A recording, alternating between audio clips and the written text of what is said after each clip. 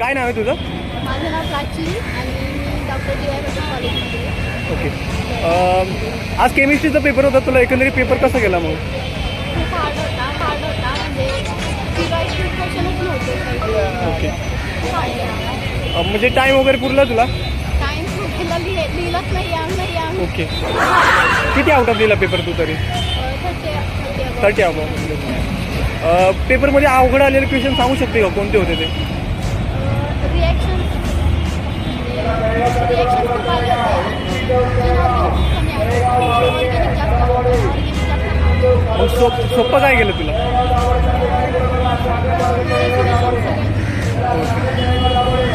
पेपरमध्ये कॉपी वगैरे करायला चान्स होता?